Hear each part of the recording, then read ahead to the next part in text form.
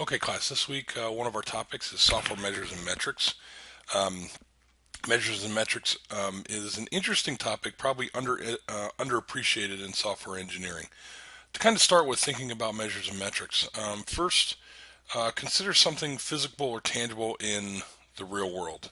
Um, I think of the pencil marks I do on the door frame when I'm measuring how fast my kid grows or something like that over time.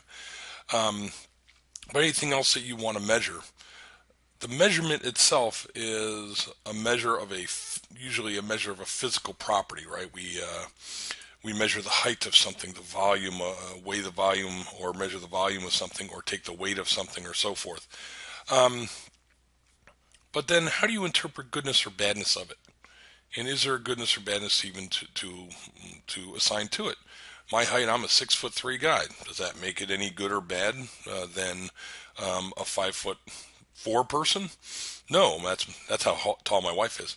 What would be goodness or badness of it is the context. So, for example, if the context is basketball, then me being 6'3", I probably have an advantage over my 5'4" wife. However, if it's to be a horse racing jockey, then I'm far too tall to get on a horse and ride it around a track compared to my wife, who at least is closer to the size of somebody who's usually a jockey.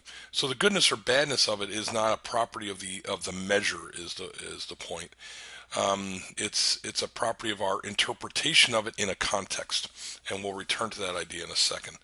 Then try and consider something that's non-physical, something that's intangible, something you can't reach out and touch, right? Things like height, weight, volume, these are things that are fairly obvious to us when we look at physical things in the world.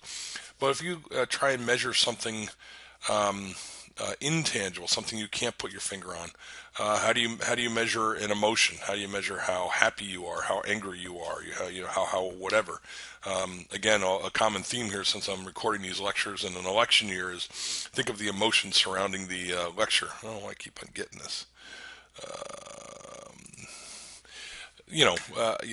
So we have polls that try and measure all the things that voters are thinking about and so forth and judge.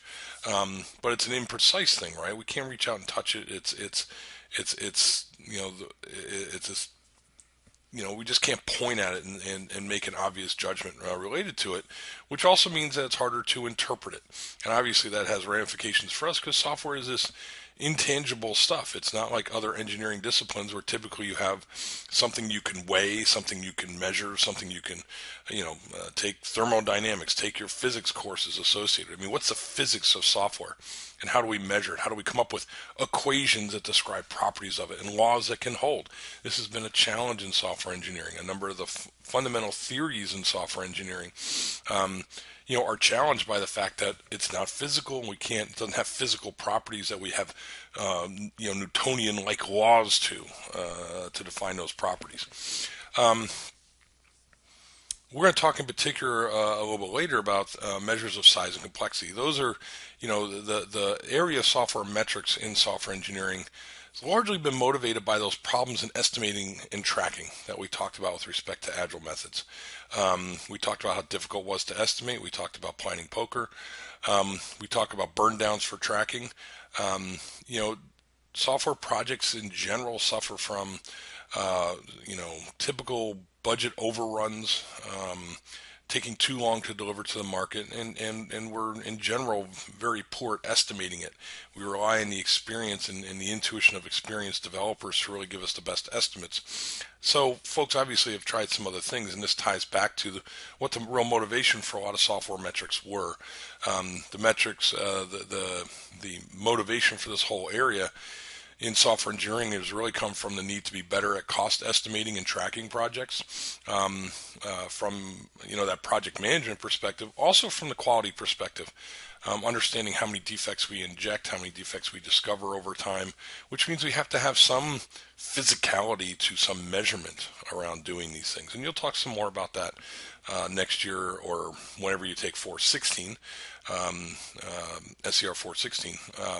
But this is kind of the foundation of where we get started. So, for example, how do you measure size? So software is not physical. Now, it has some kind of physical representations in text of a programming language, and we'll talk about that. So would you measure it in those ways, and does it make sense to measure it in those ways? In particular, the number of lines of code that are in a program. So we'll talk about that. And then complexity. I mean, the other thing is we're problem solving in a complex engineered oriented domain. We go through a design process, as you've learned, to try and manage that complexity. And if you think of any system that you interact with, you can think about how complex it is to deal with. And kind of what you have to think about though is the solution complex, or is the problem complex, or both? All right. I mean, a simple system might just require a hammer and a nail. But when you need more sophisticated tools, you may have a harder, more complex problem you're dealing with, and therefore the complexity of the solution goes up as well. Or sometimes very complex problems have simple solutions. If you ever dealt with a Rubik's Cube, for example, right? I still haven't figured out the dang thing, but there's actually an algorithm for always getting the Rubik's Cube solved, right? Once you have the solution, it's actually quite elegant and quite simple, but the problem itself is quite complex. So we'll talk more about these things. That's what today's topic is about. All right, let's start with some measurement basics. First is to understand measurement scales. So we're talking about measurement right here. 4 scales: nominal, ordinal, interval, and ratio. In a nominal scale, you're basically categorical. So you're measuring something, and basically the measurement is set membership. The definition is set membership, meaning you're either a member of this or you're not. All right, so types of programs. You have a desktop program, you have a web program, you have a program for a PDA, you have a program for a phone. All right. Normally you can put a label on it. Now sometimes it can also be possible that a particular category that you're measuring against, something could have a membership in more than one set at a time. That's fine as well. But the point is that the measurement is simply a label. It's a binary 1 or 0 decision. Either it is or isn't in that category. That's different than when we get into more numerical measures. The first one being ordinal. Ordinal is a ranking. All right. So we try and order things, from top to bottom, if you will. So, for example, programmer experience: low, medium, high. Well, we know by saying that a more experienced, a highly experienced programmer has greater experience than a medium experienced programmer, has greater experience than a lesser experienced programmer. So is less than or equal than, less than or equal than applies there, right? But we don't have anything ratioed about it, meaning, you can't really just say that, if you're twice as experienced as a medium, then you're high. There isn't anything in what we stated there that allows you to make that inference. All right. If you do it, you're assigning an interpretation to those measures, but the measures themselves are simply giving you an ordering, a mathematical relation that says that X is greater than Y. Outside of that, there's no scale that says how much more experienced a highly experienced programmer is than a medium one. Okay, that's a little different than interval-based measures, ranked and additive, but not ratioed again. So in this one, we have less than or equal as we did before, so it has the ordinal, but then we can add and subtract these things. So for example, the example I use here is measures from NCAA basketball, because March Madness is coming up, right? So the RPI measure, if you ever looked at the RPI measure, which influences the NCAA committee's decisions on where teams are seated, you may take a team like Kentucky. This is actually last year's data. That had an RPI of 0.6731. Now, I don't know what 0.6731 means. All I know is it's a number, and West Virginia's is 0.6021. But does that mean that you can compare and say Kentucky is 12% better than West Virginia, right? That's the relative comparison of those two numbers. Kentucky's is mathematically 12%, 1.12 times better than West Virginia's. But does that mean they're 12% better? I don't think so. All right, but you can add and subtract RPI ratings to take them up and down. That's different than what is our best measure, our ratioed measure, right? Ratioed measures are those things from ordinal, those things from interval. But now we have our ratio. Our ratio is division, right? That's our notion of comparison. So to be able to use division, right? My kids in school learn ratios of x to y, right? And essentially that it's this is so many times that, which means it's the inverse of division. But to be able to do that, you have to assume there's some starting 0 point, some grounding point in there. So take a different example. If you had Wisconsin was really good last year. If you remember, they lost 3 games, but Virginia Commonwealth had lost 9. Now, these are measures. They aren't interpreted in any way. And you can absolutely say that VCU has lost 3 times as many games as Wisconsin. I can ratio that. I can divide that. All right. I have a proportionality to it. I have an absolute value of 0 games, an absolute 0 to start with. And by the way, absolute 0 is a mathematical term. The absolute 0 doesn't mean that the value is literally 0 in all scales. All right, it could be that your scale is 1 or maybe 100% of something. That could be your absolute 0, and something greater than that has some value, and something less than that has something else. It could be 50%. For example, we talk about politics and polling and all the stuff going on in an election year. 50% might be perceived as an absolute 0 magical number, so you could state whether something's in a majority or not, and so forth. Okay. Many of your counting values are ratioed, but many of the values that might be derived or have a built-in interpretation to them, which is basically what RPI is. RPI is a formula from some raw measures to try and infer how good a team is. Those things are usually, not always, interval oriented. Because they are derived, there is no absolute 0 to them. There is no ground truth, if you will, in that sense. So part of it is, and we'll talk about this going forward with when we go to metrics, is trying to empirically show that there can be some kind of ground truth or 0 value to it, so you can do more ratio oriented things and get to proportionality, because obviously I'm stuck with my pen here. As we go down this thing, we get to more powerful measures and statements we can get. The ratio is the most powerful statement that we can make. The nominal is the weakest. Okay. So let's talk about that. That's its background. Let's talk about in context here of metrics and measures, and let's talk about some definition. So a measure is, like we talked about up front, a measure is a measure of some actual property, directly measurable of something, no matter what it is, height, weight, volume, all right, outside of an interpretation. When we talk about a metric is a standard of measure, all right, so it is related to a measure, but why the different term? Because the point is that it's interpreted. There is some quality attribute that we're after in software where the metric is interpreted to mean something based on a target or a context. Okay, and we're going to do several examples of these metrics, so we'll get an idea. And I have to admit, sometimes I mix my terminology as well.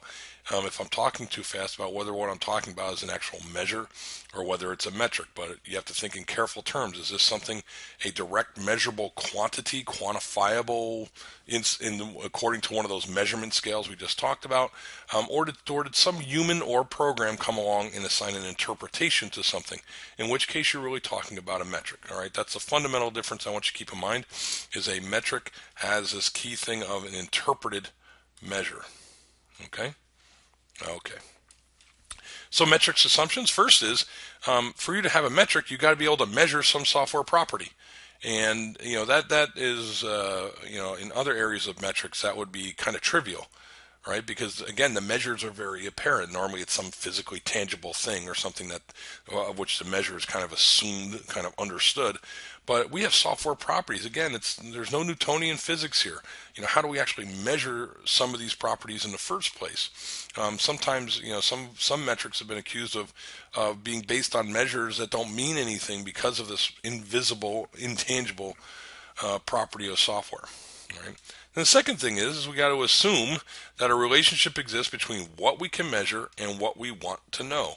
Again, this is the context. We want to know something about our software. We want to know how big it is because we want to estimate how big it is, how much work it's going to be to produce, how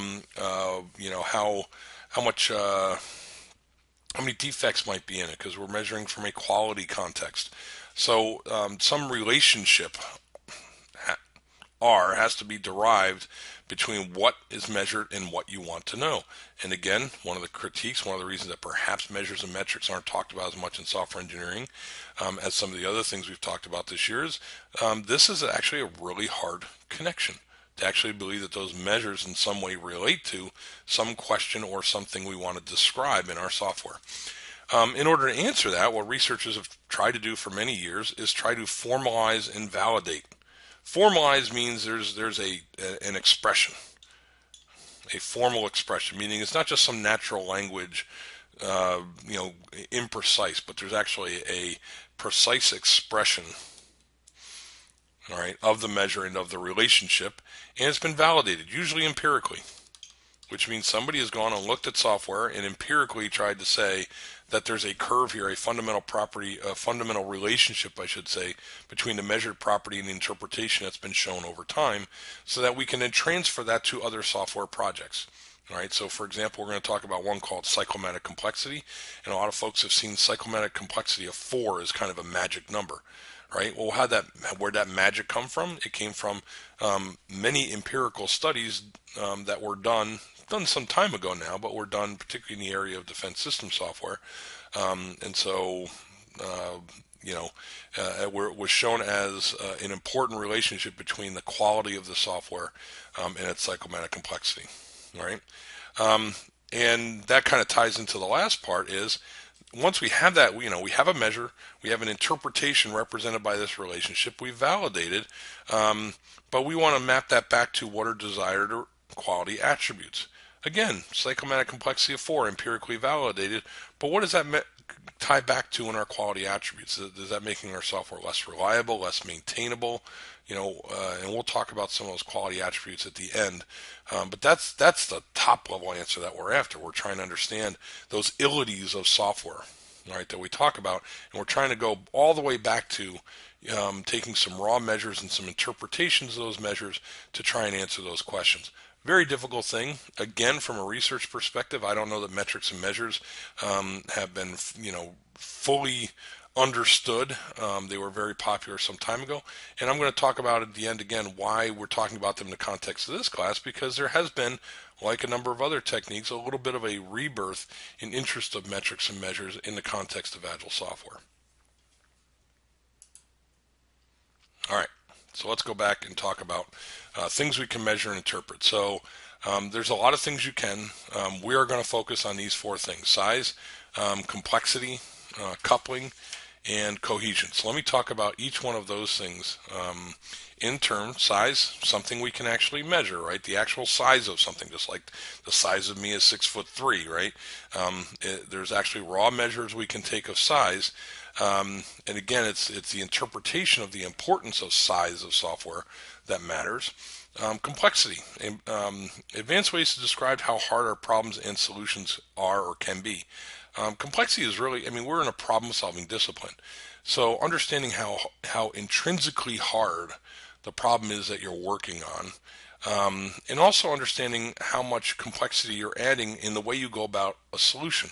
In other words, are you doing the simplest thing possible? Are you doing something more complex? We talked about this indirectly with code smells like speculative generality last week, and things like that. So, how much of this complexity has been introduced while doing this solution as opposed to being an intrinsic part of the problem? We'll talk about that. 2 tangible things that are, I think, very important. These specific things I wanted to pull out are coupling and cohesion. Coupling describes dependencies in software, how dependent one thing is on another. Cohesion talks about how well our design structures work together in order to create or manifest a larger responsibility in the system. So let's go forward and talk about each one of these in terms. Size measures in software have actually been very controversial over time. Traditionally, folks use a notion of lines of code, LOC, but there's a lot of issues in lines of code. So, for example, different languages for the same problem. If I took the same problem and wrote a C program, a Java program, a COBOL program, an Ada program, a Groovy program, a Perl program, I'm going to get wildly different answers in the lines of code. Java, for example, tends to be a very verbose language, which means you got to write a lot of lines of code in order to make some fairly basic things happen. COBOL's the same way, Ada is the same way. Whereas you can do much briefer, more concise code in the C language. You can do it in a lot of languages derived from the virtual machine nowadays, like a Groovy, for example, which provide a lot of machinery for you behind the scenes, so therefore the number of lines of code you actually write is reduced. So that's a notion of verbosity, if you will. And there's a lot of issues though that come into lines of code, like your ability to reuse more code, reuse third-party libraries, you reuse your own code from other projects, the ability of your organization to have a code repository, and then finally, though, the big thing is, what do you even count exactly? And we're going to talk about that by example for a second. And normally we're interested in size as a proxy for something else, meaning a lot of times, and we'll talk about this, we'll think of size as a proxy for complexity. Well, if we've written more code, it's got to be a harder problem. But is that always the case? We'll also think about it as a proxy for LOE here is level of effort. So is a proxy for how much effort. Hey, if you've got, I've given you a metric that says you've got to write hundreds of lines of code a week in the Java language. That's a proxy for the amount of effort that I expect that you're spending in class tied to the number of hours, right? There's also defect density. If you remember this from 215 in your PSP, defect density is normally measured in the number of bugs per 1,000 lines of code. KLOC, right? 1,000 lines of code. So a lot of times size is used in a lot of estimation to try and understand, just how much work we have to do, how many defects we have, and so forth. Right?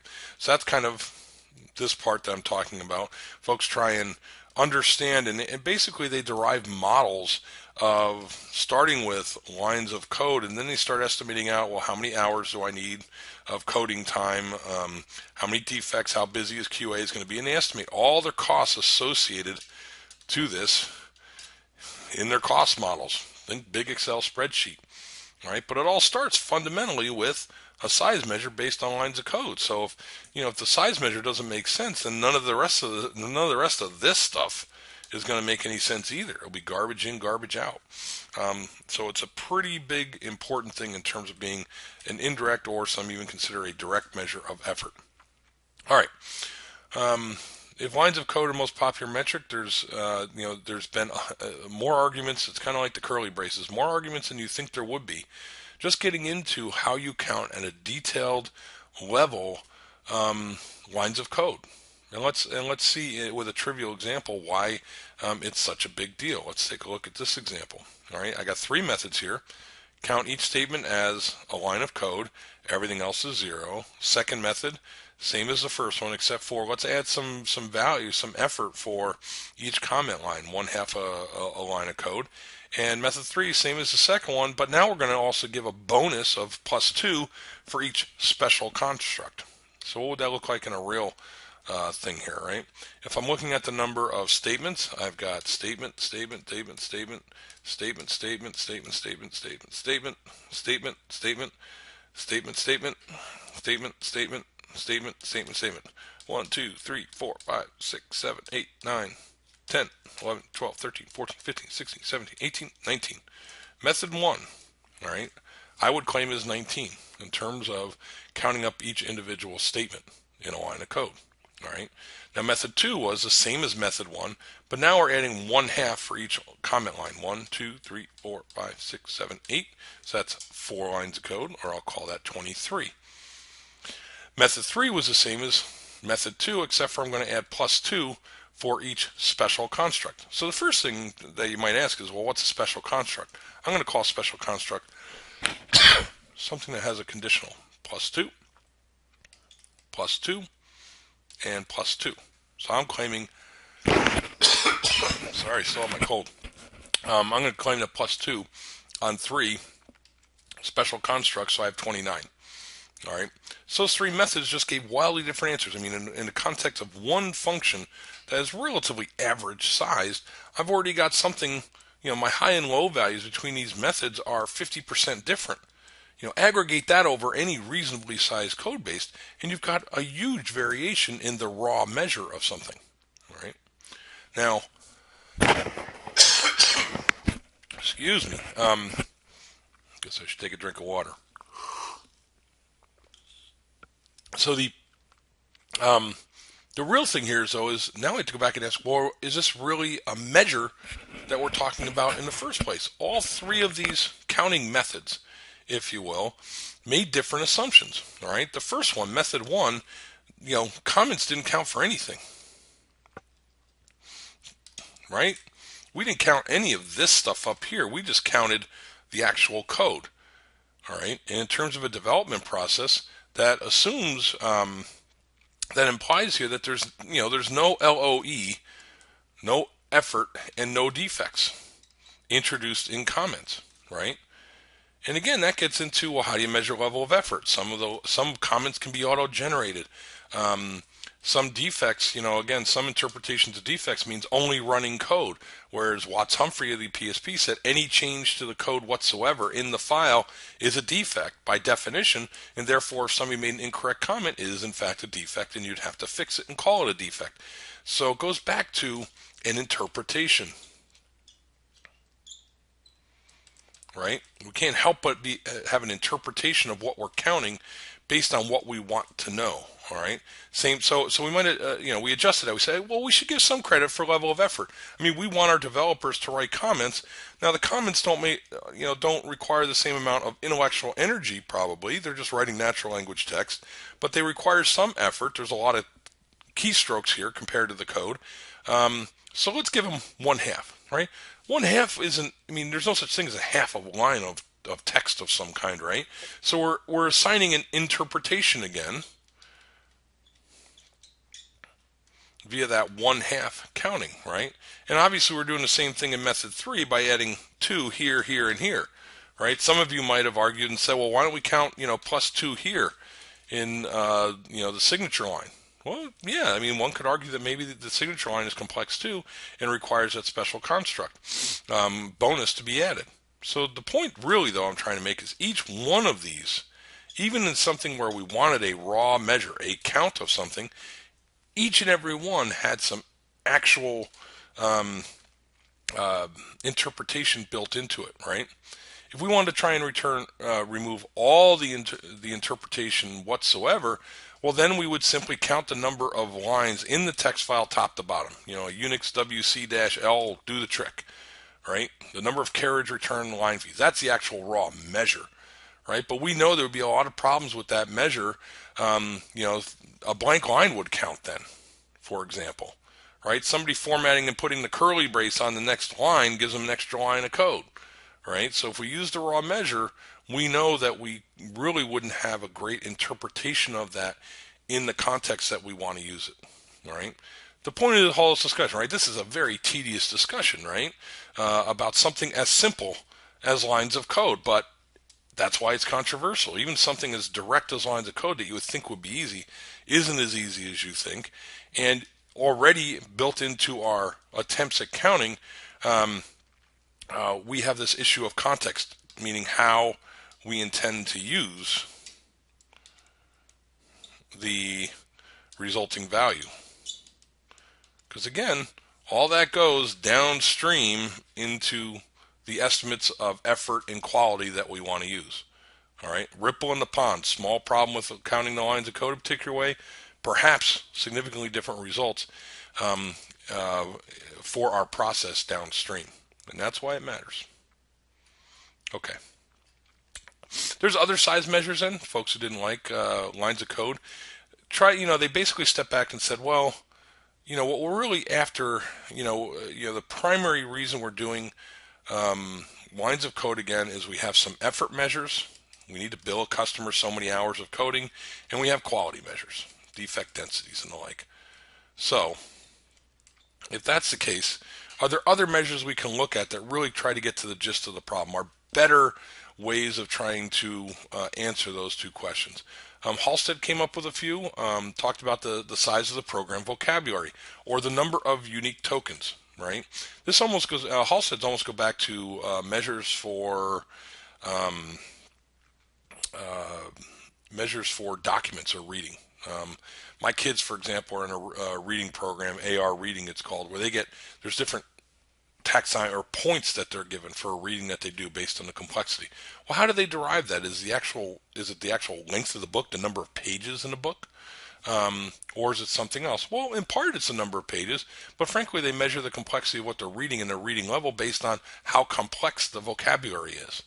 All right, and that kind of thing. So that's kind of what Halstead is getting toward, and this stuff's getting toward is, the built-in complexity. What's the stuff inside it that relates to how hard it is, the thing that we're working on. So the number of unique tokens was considered by Halstead in part because, think of tokens. What are tokens?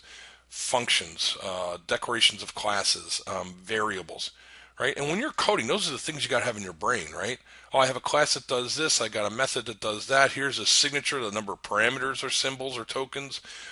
Here's the number of variables I got to track because I got to increment this variable over here and do something else with that variable over there, right? And so he was trying to map it to the number of things kind of you have to keep track of in your brain as a measure of complexity. A program length was a size metric based on the number of times unique tokens appear in the code. So then take a look at the number of times that a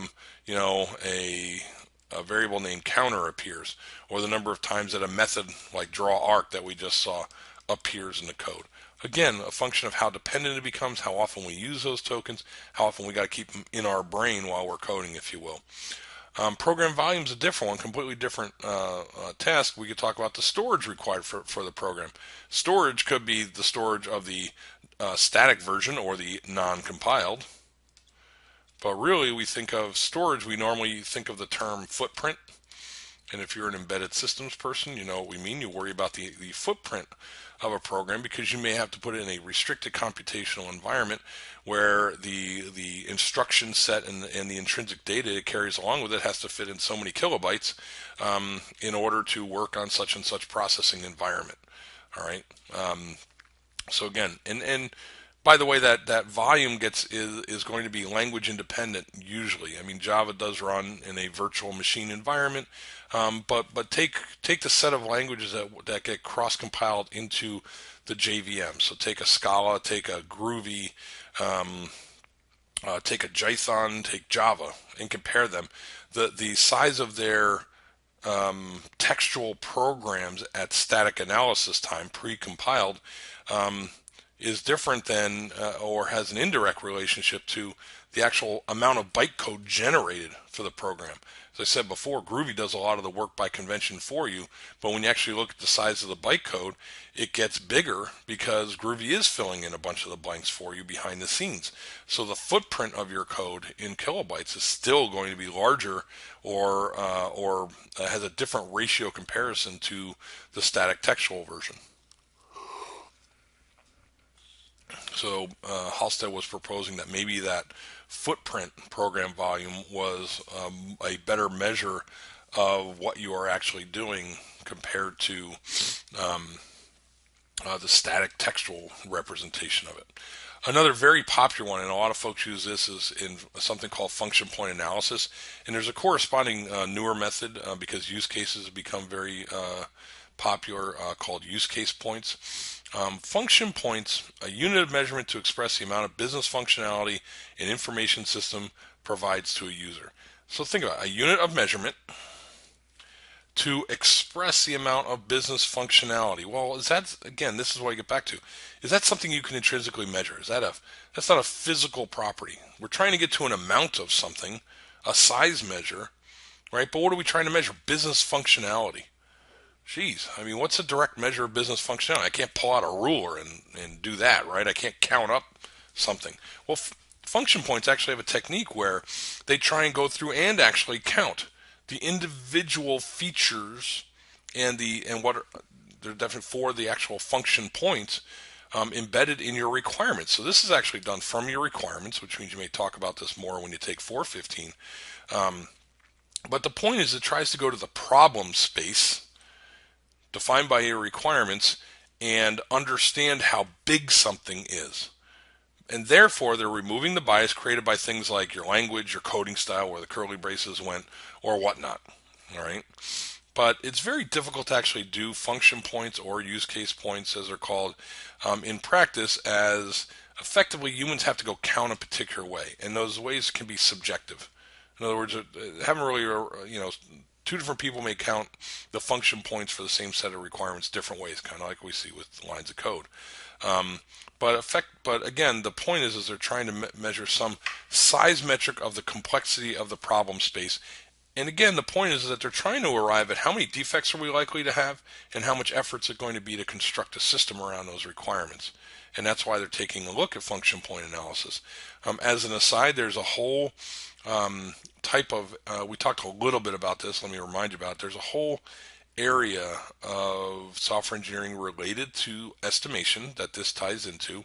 We talked about estimation from a convergence model standpoint, which means, at least if everybody agrees, we have more confidence. We could all be way wrong, but that's effectively what planning poker was. Um, there's other ways of doing estimation. Though. One of the ways is algorithmic, meaning folks have tried to um, empirically determine essentially a set of cost functions for software based on various inputs. What are those inputs? Well, those inputs could be expertise of your team, years of domain experience, meaning how experienced are you working in software in this domain. But one of them could be lines of code estimate. One of them could be instead a function point analysis estimate. And function point analysis was actually kind of shown to work fairly well in this area. So there was a whole algorithmic area estimation. There was a model by Barry Beam, Kokomo, which is an acronym for constructive cost estimating, and Kokomo 2. We're not going to cover those things in this class. That's, again, something you'll look at next year in 416. But this whole approach kind of spurred the need for better inputs to such a cost function, and therefore folks really tried for some time to get better and better at understanding these measures and whether they represented the true nature of the problem space in order to see if those models could work. All right. Okay, so that's size. Let's move forward. So let's talk about code complexity, right? So the question is, does size imply complexity, or does complexity imply size? Which is it? And sometimes you can kind of, it's a cart before the horse kind of things. On one hand, we think, well, generally if something's bigger, right? If we have a bigger amount of software, then it's more complex, all right? From one perspective, we have, the wealth of cognitive psychology literature that tells us that the human brain can only comprehend so much information at a time, right? Classic Miller paper, 1956, I think, or 57, that talked about 7 plus or minus 2 things that you can hold in your memory at any point in time, which is why chunking of things, like phone numbers that you have to remember, is important. But from our perspective, generally, the bigger something is, it's harder to keep it all straight in your mind, right? It's harder to keep your head wrapped around it, so to speak. So in that sense, it's more complex. However, though, you probably always have worked in some area of a problem where it's not the size of it that is the complexity. It's actually the nature of the problem. From a coding perspective, there may be small, really tricky areas of code, right? That 50 lines of code to write was a lot harder to write than some 400 line set of code that's fairly trivial, like a set of Java beans. If you don't know what Java beans are those objects that just have setters and getters on them, basically just to represent data elements. But they don't have any interesting rich behaviors or algorithms embedded in them or anything else, so they're fairly trivial. However, you could write hundreds of lines of code doing them, right? Is that more complex than that really, really tricky 50-line piece of code that solved a tough problem? Well, no, not really. But again, size is kind of used as that proxy for complexity and that basis for estimating effort and quality defects, right? So complexity tries to look at it from the other perspective, basically trying to understand intrinsically how hard a section of code is. That intuitive notion of this is a tricky problem. More complex code generally takes longer to implement, requires greater or specialized expertise, it's harder to test, and usually is a source of higher defect injection rates. It makes more errors in it, right? That's why we added those bonus numbers on method 3 of the lines of code counting, right? We tried to identify that, hey, those loop conditions in that if test was going to add some complexity, meaning that it's going to take us a little bit longer to do. We got to think our way through the conditions and make sure they're properly constructed. They're harder to test. We already know from our white box testing, for example, that there would be more test cases we would have to add to the system in order to handle those conditionals. And that this is usually where we did the errors. I mean, you want to look back at this code. If you had to circle where you think the errors are most likely to be, they're probably going to be right here, right where the tests are, in case the tests are wrong. I mean, we could certainly screw up some other things, but if you had to pick the first things to start with, I'd probably start with the conditionals, all right, compared to the rest of this code. Again, why we gave it the bonus. I'm getting ahead of myself. All right. So generally speaking, again, folks, aren't satisfied with just sizes being the indicator of complexity and therefore our sole basis of estimating and tracking quality and effort. And so they're trying to understand this fundamental core nature of complexity of the problem and complexity of the solution. All right. So there's some code complexity measures and metrics out there. Probably the fundamental one to start with, most well-known one is McCabe's cyclomatic complexity, as it's called. All right. The goal: determine the complexity of a code module independent of its size. McCabe defined this as the number of linear segments of code in a code fragment. So you look at a fragment of code, you try and determine what the number of linear segments are through it. What is that going to mean? Well, let's try and make it clear with some definitions and some examples. In order to compute this, you construct a graph where each statement is a node and each vertex or vertice in the graph corresponds to a line of code. Each conditional statement with multiple outcomes has an arc or edge connecting the statement to the next statement if that conditional branch is followed. And then once you construct that graph, you compute the cyclomatic complexity of the graph as the number of edges minus the number of nodes plus 2. All right. Now, and why the plus 2? Well, think about it. If you have the simplest case of a line of code and then another line of code with no conditionals, no branches in it, you're going to have one edge, 2 nodes, and they wanted to normalize it around an absolute of 0, so they added 2 in here, so you get a cyclomatic complexity starting at 1, assuming this is kind of your trivial base case. All right, that's where the plus 2 came from. Well, hopefully you're having a little deja vu by now because you've seen this before, right? When we did white box testing, we did these. In fact, this is where McCabe was a QA. It was a testing paper that McCabe put out. Actually, I think I should dig up the paper. I believe it was work that he did at NIST, the National Institutes of Standard and Technology. That was foundational here. It might have been NASA, but I think it was NIST. I should look that up. But in any event, we've drawn these before, right? When we look at our graph here and we start looking at the number of edges between them, right? We have our straight line 1 through 10, right? Well, we don't really have a 1 through 10 because we have an else there, so there's no 5 to 6, but we have a 1 through 5 that goes to 8, right? 1 through 5, I'm sorry, there's another else there that goes to 9. And then we have the else case, a 6, which if that falls through goes to 8 to test that else, and then the drop through case. So as we're going through and counting up these things, let me clean it up real quick, and let's count. All right, we want to count the number of edges and the number of nodes. Number of edges, 1, 2, 3, 4, 5, 6, 7, 8, 9, 10, 11. I always like to double check and step back and look for a second. I think I got them all. So cyclomatic complexity, number of edges is 11. What's the number of nodes? Well, we got it right there, 10. We got 10 nodes plus 2. So the cyclomatic complexity of this graph is 3. All right. Intuitively, why would 3 make sense here? Well, if you look at the number of linearly independent paths through the code, right? Here's a path. Let me do it in blue so you see it. All right, one path through the code. Another path through the code. And another path through the code. There were three different linearly independent paths I could take through the code, really because of the if-else that was buried in here between lines 4 and 8.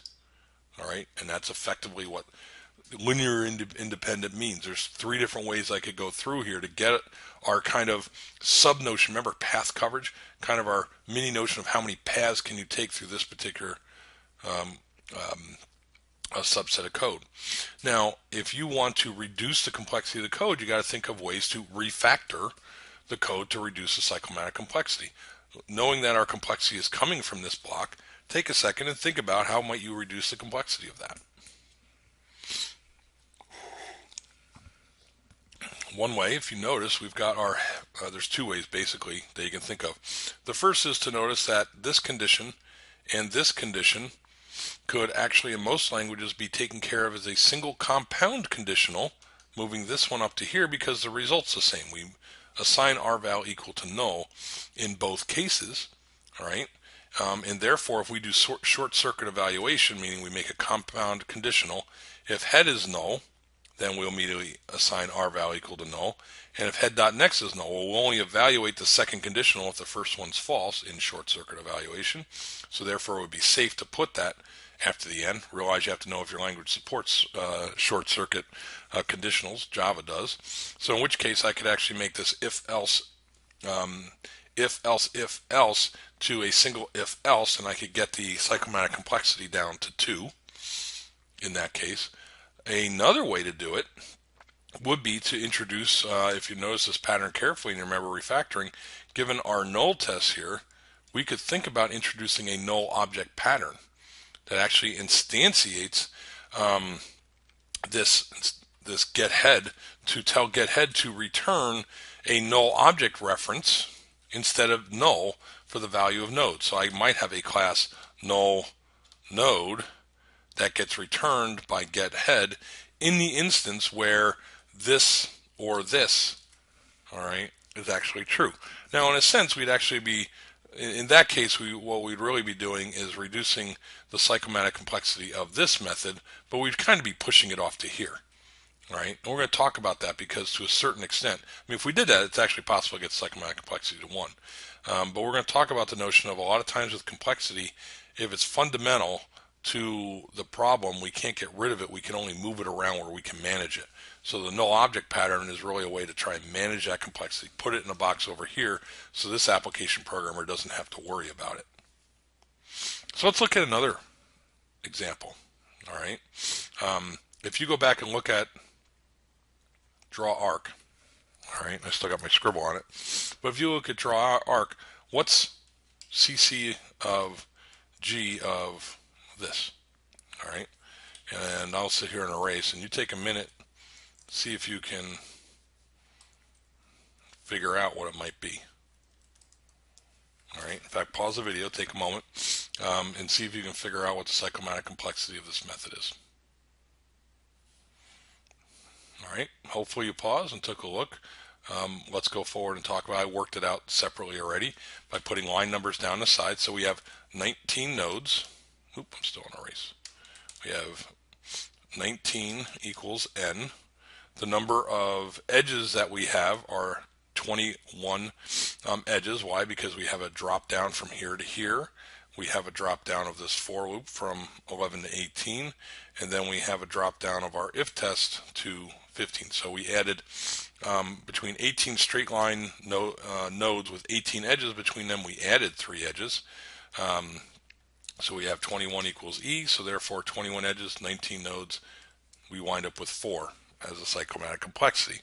All right, and again, how does this map to this concept of linear independent segments? It's because we have 4 ways we can go through the code. We can essentially go straight down through the code, right? All right, that straight down through would mean this would be true exactly once. This well, we'd actually, linear independent, we would actually go around this loop once and then go here. Think about what your edge test case would be. We'd go here, we'd go through the loop body once. We'd make sure this test is true, by the way. So we touch on node 14. We get to the bottom, we loop back up, and then we exit. So again, we'd want a loop condition for the for loop where this would execute exactly once. We drop down, execute 18 and 19. That's one linear independent segment. What's another linear independent segment? Well, this case where the while loop would exit on initial call, meaning we'd never execute the body of the loop. Same thing with the for loop. This loop test would have to fail the first time around. All right, and skip right to 18. And for 13, it would mean we'd have to make sure we take this transition and that end is not greater than end, and drop down through that linear independent segment. All right, and so hopefully intuitively this is corresponding to just the kinds of things we talked about with white box coverage. All right, and this is what some of the fundamental issues are, and this is why we're interested in knowing cyclomatic complexity. The higher the cyclomatic complexity is, then the more test cases, the more complex your edge testing and potentially, if you want to try and do it, path testing would be through your method. All right. So again, here's a metric that's always considered useful because it's giving you a complexity that you can draw on for your white box testing process. And when I talk about, by the way, why you would refactor or why you would white box test certain parts of code, and a reason you could give me is, oh, well, the cyclomatic complexity is high. I'm trying to refactor to reduce it to make the white box test easier to write, right? Or cyclomatic complexity is high. It's more important that I write the white box test for that, because if the cyclomatic complexity is high and there's more paths through it, I'm more likely to make errors. Right, the higher cyclomatic complexity is, the more likely your defect density is going to be higher. That gives a reason, all right, for doing what you do in different parts of code. Not the only complexity measures. Cyclomatic complexity would, by far, will be considered the most popular one, the one you would hear about if you mention complexity to someone. But there are other ones. There's some other ones out there been proposed. One is called the fog index, and again, this is something that's been used in document reading. The fog index being the average length of words and sentences in documentation, in your comments. All right. The longer or more syllables and lengths of the words and sentences, the bigger the words are and the longer the sentences, the harder it is to understand something that you're reading. All right. And that's just the documentation. That's not even the code. There's depth of conditionals, nesting of if-else or loop constructs. So it's not just that you had a conditional, but if you have a nested one, those tend to be trickier. Nested loops, nested if statements tend to be a place of higher defect density as well, so they're considered more complex. Length of identifier, all right. If a developer practices good mnemonics in naming, then she or he writes more understandable code. Meaning, if you actually spell out longer and better variable names compared to the fog index, actually in the code, if you make your symbols longer and more descriptive, then you're being more intentional, and therefore your code's more understandable. Understandable is going to imply that it's more maintainable and reusable. So just an idea of some additional ones. All right. But again, back to our fundamental problem. Our fundamental problem started with size, trying to be a proxy for how long it's going to take, how many defects are in something. And folks are realizing that what we're really trying to answer is that fundamental notion of complexity, right? Complexity metrics exist. They try and put a number on this inherent property of hard problems. And that itself is a hard problem. That's really hard to do, is hopefully what I hope you get a sense of. There is a great paper by Fred Brooks. I should post this one as an optional reading as well, called No Silver Bullet. And he talks about essential versus accidental complexity. Right? What he's getting out there is to understand whether or not the complexity you look at in your software is a fundamental property of the problem space, right? Meaning the problem is hard, period. Before you even worry about the code. Again, think about what we're talking about with function point analysis. Or whether you've added complexity by making an over-involved, overly complex solution. Right? In other words, the way you've gone about it does not translate from one human brain to the other very well, which makes, again, your code very hard to maintain and probably is introducing defects. You make something harder than it needs to be. That's accidental complexity. That is man-made complexity. All right?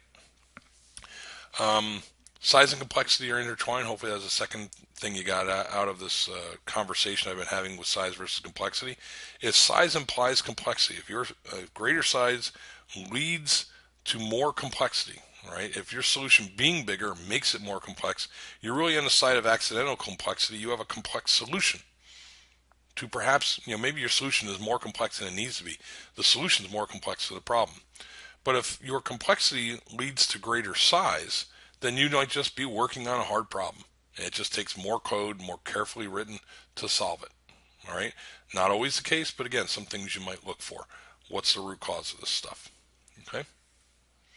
All right. I want to talk about the last two reasonably quickly, but I picked these two out. These aren't the only things that you can apply metrics, additional measures and metrics to.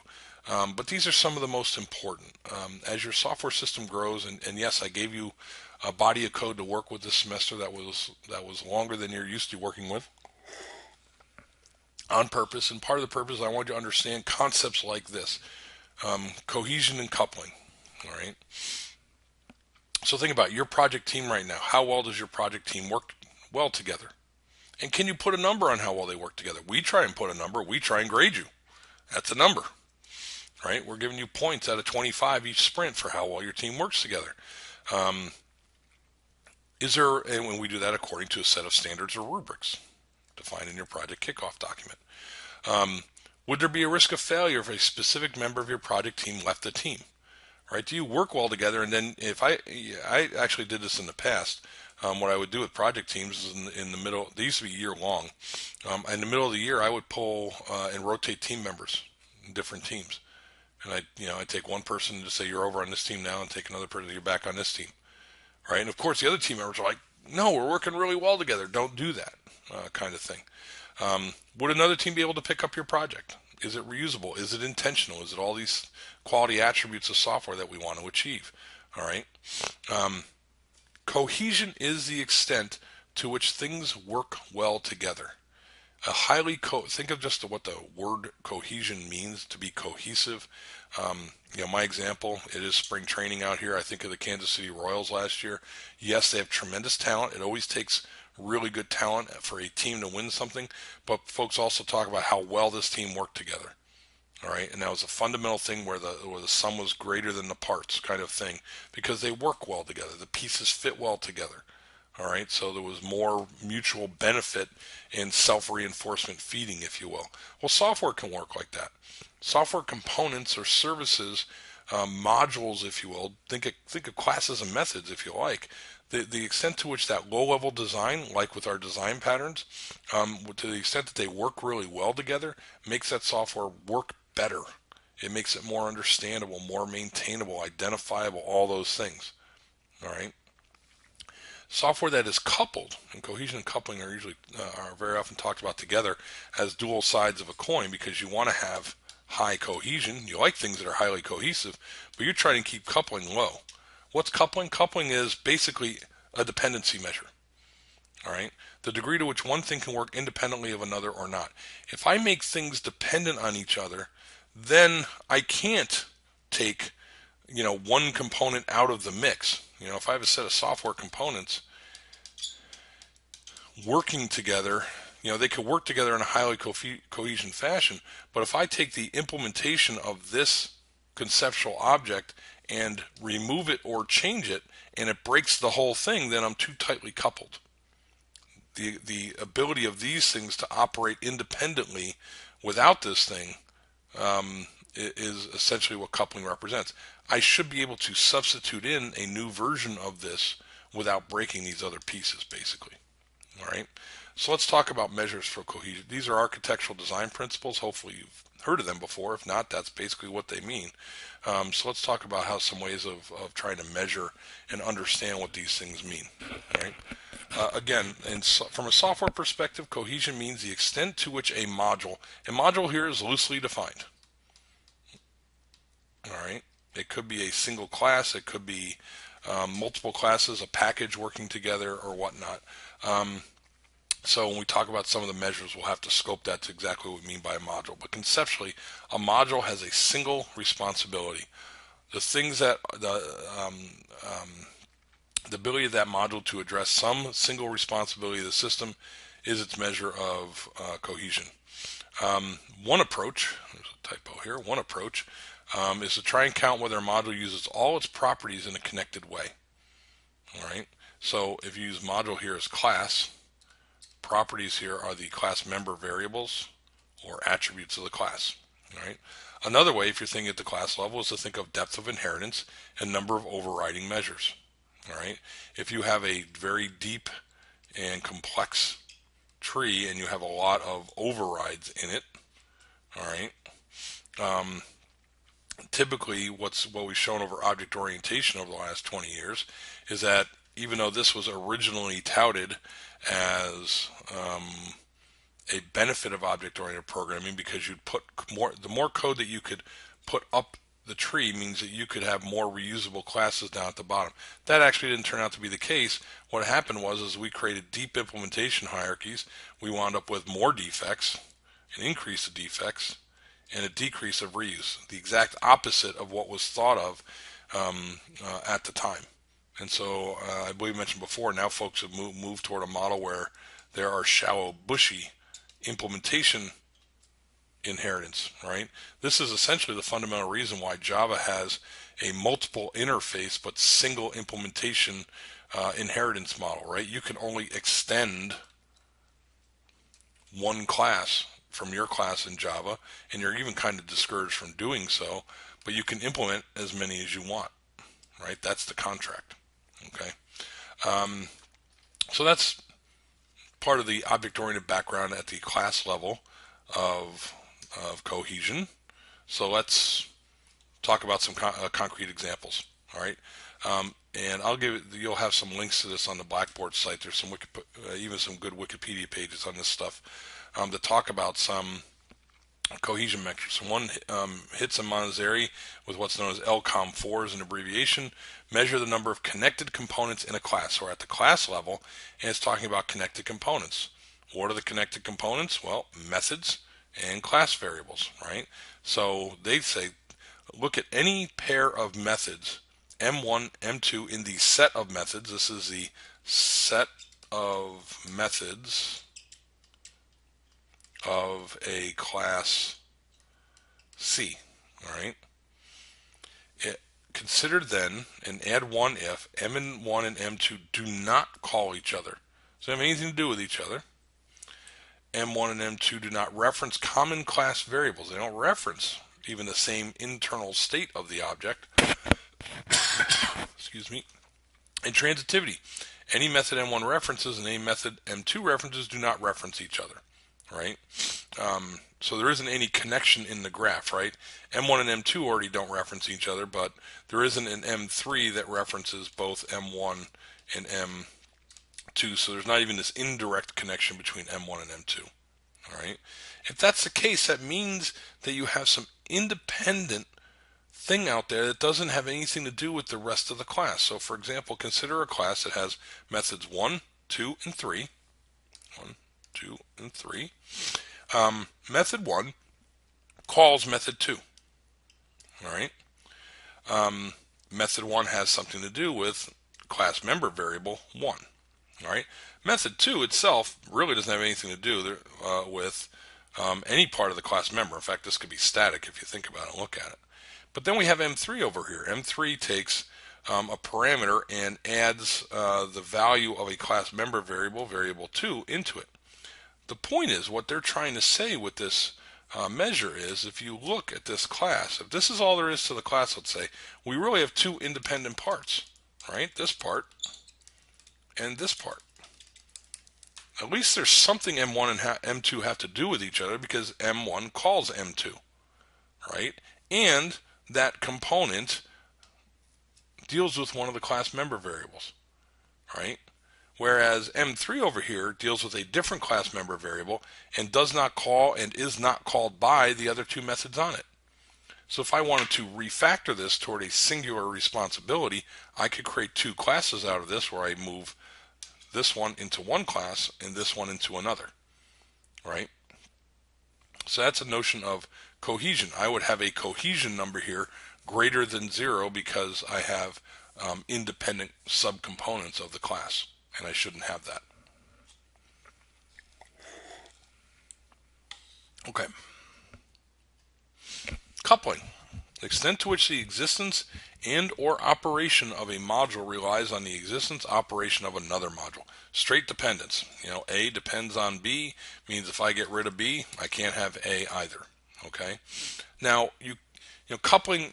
Folks talk about low coupling and wanting to avoid coupling as much as possible, but it's one of these fundamental complexities where you can't get rid of it altogether. However, you should also understand situations where you're introducing coupling and it's accidental where you don't need to. All right. The measurement goal: measure the number of types the class knows about and the nature of dependency between classes. Meaning, if you have your class and you start declaring, you have class C that you're creating, and in here you start declaring things, class member variables of something else, foo and bar, and a method like public foo, do X of some kind, and whatever it does doesn't matter here. I mean, the number of things, now my definition of C is dependent on foo and bar. They're coupled to foo and bar. If foo and bar don't exist, then class C can't exist, right?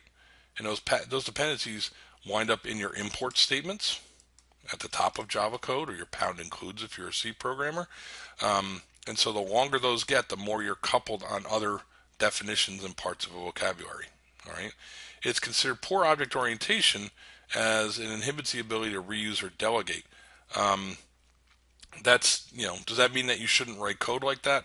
No, not really. What it means is that you should try and avoid specific implementations. It means that if you're doing good object-oriented design, these are going to be interfaces, foo and bar, and then you could specify a concrete implementation and defer that to runtime and perhaps encapsulate it in something like your factory pattern.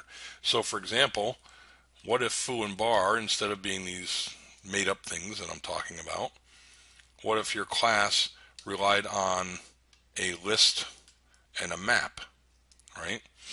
You might say, I need a list as a class member variable, so I'm going to use Java util collection list. Well, you might say, well, when I'm programming it, I want to use an array list, right? Well, an array list is a specific implementation of a list. A hash map is a specific implementation of a map. A tree map is a different implementation of a map. A linked list is a different implementation in Java util collections of a list. But they are implementations, meaning if I specify those implementations where I do not need to, I can no longer vary the choice of the implementation of the interface. Whereas if I leave them as just list and map, now what these things actually are, let's say those things are used as parameters or something, I don't have to know. I can delegate to someone else what specific implementation of a list and map they want to use. They both adhere to the same contract. It shouldn't matter to me which one you use. And I should defer that decision to someone else unless I have some specific reason to require a particular implementation of it. So from an object-oriented perspective, it's kind of tricky, is the point. Okay, so what's an example of a way to do this? Brito and Abreu talked about actual coupling versus the max possible coupling. So take two classes, C1 and C2. C1 is coupled to C2 if and only if C1 acts as a method or variable on C2. All right. So you basically create a graph of your classes, C1, C2, and this dependency link exists if there's a method called on it, or you refer to some class variable. Normally, the method invoke would be, you've got to import, right?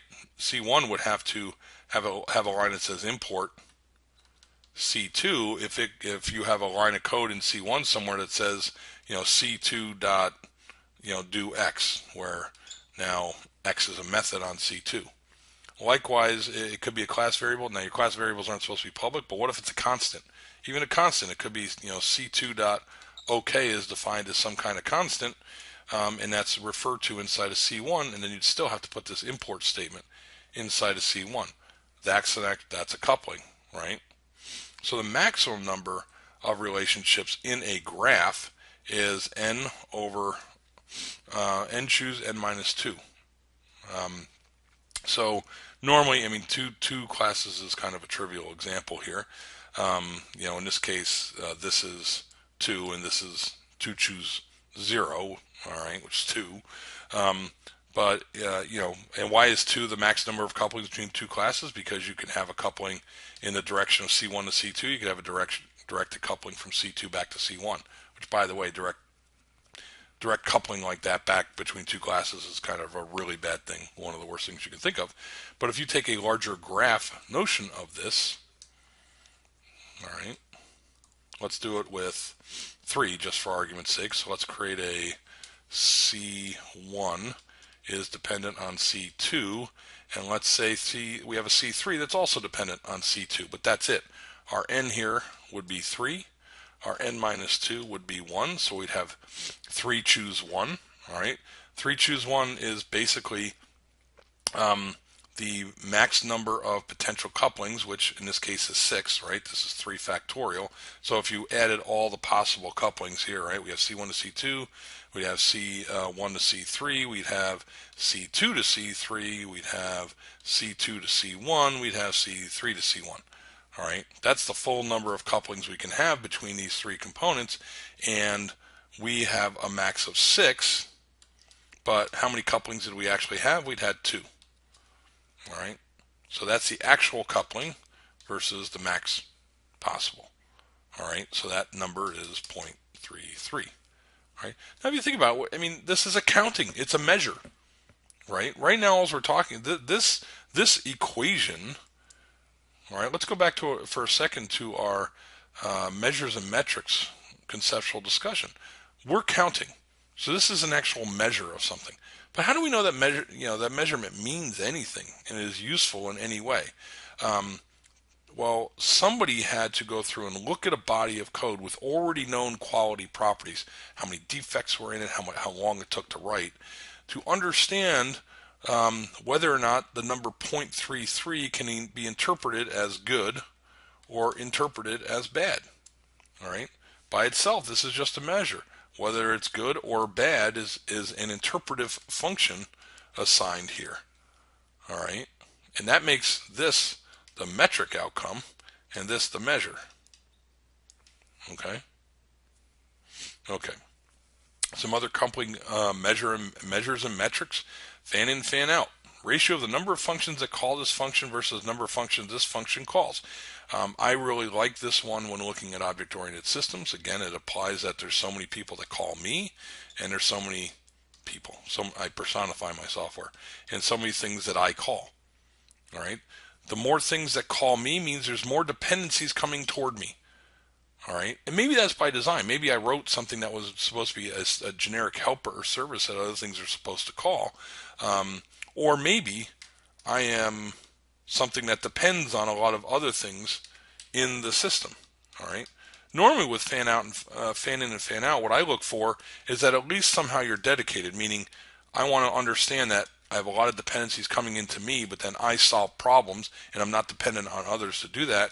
Whereas if I have a high number of outgoing, it means I depend on a lot of other things. Normally, that means red means I'm an app code. My app depends on a lot of services.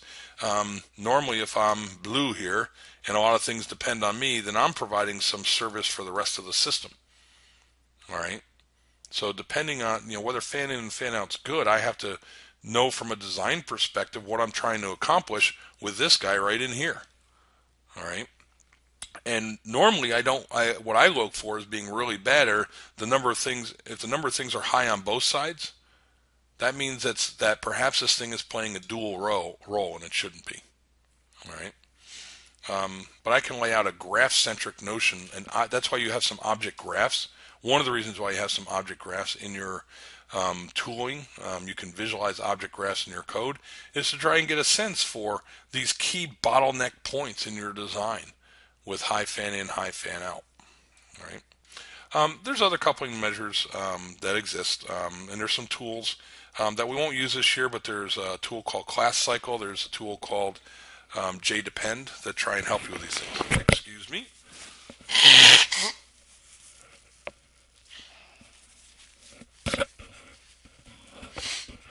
I'm sure you enjoy me watching me blow my nose. Hopefully I got that off camera. I've had this cold for the whole second half of the session, so I apologize for all the coughing and stuff. Um, but in any event, um, whatever the coupling measure is, most of them are based on counting the number of times that some type exists in another type's scope, another class's scope. Um, Realize that not all languages, before object orientation, there were restricted forms of what's called type extension. I mean, what a class represents is you actually extending the type system of the language. You know, back in the days when I was programming in Fortran, like, you only use primitive types. You didn't get to extend the type system of the language. And that's what classes really do. They extend the type system of the language. But once you do that, now you're creating your own vocabulary, right? Part of the power of object orientation. But as you create that vocabulary and you start wiring dependencies between it by these new vocabulary items showing up in your code in different places, now you've got to carry all those vocabulary pieces with you when you try and reuse the code. All right, and that's why managing that vocabulary, managing that contract between things is so important in object-oriented implementation and design. Okay. Going towards summary, just to kind of remind folks, why are we doing this? What are we trying to get toward? Um, we're trying to tie these numbers, these quantifiable numbers, back to the quality attributes of our system. When we create quality in our system, we want to make software that is maintainable, right? Maintainable. Our ability to keep the software operating as new incremental features or defects are determined over time, as well as normally a change in the developers that support it, either by accident, people leave your company, or by design. Hey, we've given it off to an outsourced version, or we've hired junior developers. They're going to take care of the incremental features and so forth, while the senior development team moves on to something else. I don't know. So maintainability ties into low-level numbers on, hey, the number of parameters to a procedure or function or method. The cyclomatic complexity, I mean, can we keep our software maintainable with more complex conditionals throughout the code and more branching? Can we keep it maintainable when it gets larger in the size of the number of lines of code? If we have a lot of errors and exception handling in the code, a lot of error cases. I haven't talked about this. We'll talk about it a little bit with programming safety or safely. But there's a density of your code that can be dedicated to just the negative testing parts, right? The error cases that can crop up. As that gets longer, is that something we can maintain? And then perhaps even more human-centric notions like the length of the user manual. Hey, if I got to write a really long user manual, that implies that maybe it's more complex, it's harder to maintain, there's more things in it, those aren't as clear. So maybe that's an indirect measure. Same thing with next one's reliability, right? What's reliability? The ability of the software to continue operating under unexpected or adverse conditions over time. So cyclomatic complexity can tie into that. The size of the code ties into that. The number of error messages with reliability, obviously. Portability, the ability to run on different platforms and different computational environments. The size of it could matter. The number of procedure parameters can matter in that respect. The usability, number of error messages, and the length of the user manual may tie into the user's ability to get their head around your program. That's effectively what usability is. These are all various ilities, as they're known in software data. And those ilities are essentially the quality attributes of a piece of software. And these four aren't by any means all of them. But again, from a motivational perspective, understanding why we want to measure is we want to tie low-level counts and interpretations going on here back to the quality attributes that we want to achieve in our software. And our ability to do that, I mean, hopefully you get a sense of wow, there's a lot here. There's a lot of detail to go through, and who knows if those counts are actually going to work for me. There's a body of knowledge out there on metrics. There's some understood values and defaults for some of these things. They've been derived from from several studies that were done, but honestly, the studies get dated over time. The technology gets refreshed with new languages and new tools and so forth. And I don't know that the field has kept up with the set of metrics over time to know that some of these empirical validations, even some that I've talked about with you today, psychomatic complexity of 4, is that's really a magic number still. The LCOM 4, is this are these values, these ratios still applying in modern software with modern languages? Hard to say, right? They need to be revalidated. And also, hopefully, you get the idea. This can add a lot of overhead in the process. There's a lot you may have to do here. But again, the vision is proper. The vision would be great for software engineering. I mean, what do engineers who do a bridge, so there's a lot of talk about the need to rebuild bridges in the USA, right? Well, how do some folks know that? Well, engineers go out that work for departments of transportation in counties and states all over the country, and they're measuring, right, structural degradation of bridges, right? And how do they do that? They have special scales to measure weights and vibrations in the structure to see if things are decaying over time. Well, what does that mean in software? Do things decay over time? Well, not in the same sense as a bridge, but as it lives over time and has to deal with new operating environments and new requirements, it kind of does decay. Whereas more hands get in it, slapping stuff around in there in different ways, it does kind of decay over time. That leads to the technical debt we were talking about. So again, the vision is hey, if we had some way to measure it, like other engineers measure their discipline, we have kind of a notion or an understanding of when we're starting to fall down on these quality attributes, and we need to take some extensive rework and rebuild type of actions versus continually trying to incrementally support it over time. All right, that's the nirvana. No, we're not there. All right. Okay. To summarize, software measurement is concerned with quantifying a software project, product, or process. We've been talking about the product. All right. Things related to code, realize there are project measures and metrics, there are process measures and metrics. Some of those tie into things that you use in your sprint retrospectives and in a project retrospective. In particular, I'll give you an example, one from an agile perspective. Do I have it down here? I talk about sprint and project representatives. One of them is velocity. The ability of a team to drive its velocity, the rate at which it can do work and deliver business value. That's what velocity means in an agile software engineering context. Well, that's a process measure. All right, that's not a measure of the software itself. It's a measure of the team. It's a measure of the process. The systematic use of measurement in software is still uncommon. I don't see a lot of industry using a lot of these measures and metrics.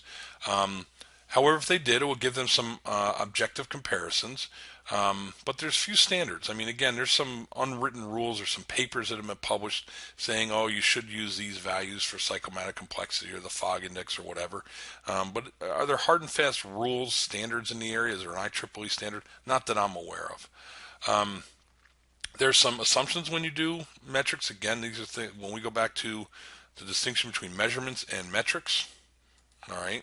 First, a metric needs something that can be measured. There is some software property, size, complexity, whatever, and that there's a relationship between some measure and what you want to know. What you want to know provides that basis of interpretation. The same measure may be input for different interpretations for different contexts, right? Again, we talked about level of effort, we talked about quality. The relationship in some sense has been formalized. Formalized, think of that as a nature of expression in precise terms. Validation usually implies that there's some empirical validation. Somebody's looked and said that relationship means something, that interpretation means something, because we've looked at it over and over in different software, and it generally turns out the same way. There is some regression analysis I could do that understands that, hey, this is the relationship between what we want to measure and what we want to know. All right. This validated interpretation represents our quality attributes. Then on top of that, that whatever this thing represents ties back to maintainability. I don't even know if I spelled all that out at this point. All right, but it ties back to some ility that we want to know about in our software. We have some goal for our measure, if you will, and that's what would guide a formal measurement metrics process in your organization. In my opinion, from what I see, again, this last part is some of my opinion. I mean, I don't want to imply that nobody's using metrics. There are certainly a number of organizations that are using metrics and to great effect. We did a project some years ago an entirely metrics-based project with General Dynamics, and it's fantastic the amount of data that they were collecting about their process and their software and how they use that to drive a continuous process improvement program. So there are definitely folks that are doing this stuff. However, I would say particularly in the agile organizations that I look at, there may be, it's not as pervasive as writing a unit test as doing your pair programming or code review or static analysis. But I would say that I'm starting to see more people at least ask questions about it and talk about it and try and figure out some ways in low-hanging fruit terms to use metrics to some benefit. Well, now, why is that? Because, again, in an agile context, measures and metrics can be automated, right? If you have a precise property that you want to measure and you have this formalized expression of the relationship, then it means you can write a program for it. You can write a tool for it, and you can automate the calculation of some value and its interpretation, and therefore you can go put it in your continuous integration and test process as well as your daily development tools. You'll do it in Eclipse. In your lab, we'll have an Eclipse plugin. In our CI and test, you could add this to Travis if you want, or Jenkins or whatnot, and make it part of your quality policy. Hey, we want to have all code, and sometimes these can work in tandem. So let me give you an example. You could say, we're going to run cyclomatic complexity on all our code. We're going to look for any method that has a cyclomatic complexity of any method greater than 4. So anything 5 or above, we're going to flag. Now, are we going to fail the build because of that? Well, maybe not, but at least you flag it for a code review. Maybe that's how you decide where to do a code review. Hey, somebody wrote something really complex there. We've got cyclomatic complexity above 4. I think that's something we need to go code review in a more formal setting to understand why that is. All right, so this, I guess I'm painting the picture that some metrics can give answers to those questions of where that I've been talking about all session long. I already talked about the project retrospectives and velocity. And the final thing is measures and metrics can help identify hotspots. And that's, I guess, what I was just talking about with the where. That hotspot is that high code risk, those things that might be problematic. Effectively, in the large, what folks would do is they would calculate their measures, and then they would try and map it to where the highest defect densities are in their code from a quality perspective. They'd also do that from the highest level of effort. So at a coarse grain level, they step back and run metrics on everything they do, and then they would look at, well, what measure numbers are we getting over here, and how does that map to how, if we're tracking how long it took? Our estimates were really bad on that component. Our tracking's been really bad on that component. Is there something showing up in the metrics that would be a predictor of that? All right, same thing with defect density. It's high cyclomatic complexity, high fogget, whatever the thing is you're calculating. Are we noticing in our own organization that we seem to have higher defect density, more defects per 1,000 lines of code based on what we're seeing out of some of these measures and metrics? So I say, there may not be a lot of standards in this area, but this is for an organization that is data-driven. And let's face it, the world is becoming way more data-driven nowadays and far more analytic in its nature. The ability to understand yourself and to derive these relationships, even just in the scope of your own organization and how they do software, means that you can start becoming way more self-aware and way more preventative, or understand triggers of where you need to spend your limited resources to get the most bang for your buck in the quality of your code. All right? Boy, I made a mess of this summary slide, didn't I? But I want to finish up with one last thing. Why do we measure? All right, and this kind of leads from this to this. We measure to characterize our software. By having a vector of values or metrics that we're starting to characterize our software in one way or the other. Right? We can understand the different kinds of software we write, not by their functional requirement description, not by the technology stack that we do, but we understand it from another dimension. We understand and can say, this is a complex, more complex piece of software because our metrics that describe it tell us so. We use it to evaluate, right? That's the goodness or badness part. All right, we use it to assign a label of goodness or badness, or maybe high risk or low risk or whatnot. Maybe I use my metrics and my self-understanding here to understand, this is a risky piece of code. Maybe we need to go out and get some outside contracting or consulting expertise in this particular domain. Or maybe this is actually something that's fairly easy to us and so forth. We'll give it to junior developers. We'll give it to an inexperienced team. We'll outsource it. All right, because it makes economic sense because there's less risk associated with it. We use it to predict, like I was just saying. Once we have that self-awareness and a data-driven, then when a piece of software comes in, if we estimate it or we start tracking our project a particular way, we may have early indications of where things are going to get beyond our estimates of effort, and things are going to have a higher defect density. And again, think of your project managers or GI Joe. Knowing is half the battle. If they have an indication that a software project can be characterized and predicted in a particular way, they can take preemptive action to reduce the risk. That's what any project manager wants. Project managers understand that you can't wish the complexity away just by giving them good news. They want to know when things are of higher risk and understand what levers and dials that they can pull and manage to try and mitigate that risk or that complexity. And this is one way potentially to do it. And then I mentioned this is also a way to have a continuous process improvement plan implemented in your organization. So those are all pros. These are all reasons why you'd want to. The cons to it, again, there's a lot to instrument here. There's a lot to do, and the fidelity of the measures, the accuracy of them. To actually get really good at doing this within your own organization, it takes a fair amount of time. It takes a lot of tooling. It takes a lot of effort, and you've got to have the whole team's participation. I mean, some developers don't want to pay attention to the numbers that they're seeing. You're not going to review them periodically in a continuous improvement process. Then don't bother instrumenting your process to collect them. It's just going to slow you down. You're not going to get the benefit out of it. So it is a bit of a heavy process, which makes it tough from our agile perspective as well. But if you can automate it and you can collect these things and you spend the time in your project and organizational retrospectives and you make the commitment to it, then in some period of time, you can start to see fantastic benefits from being this data driven. And that's effectively what Watts Humphrey was trying to tell you.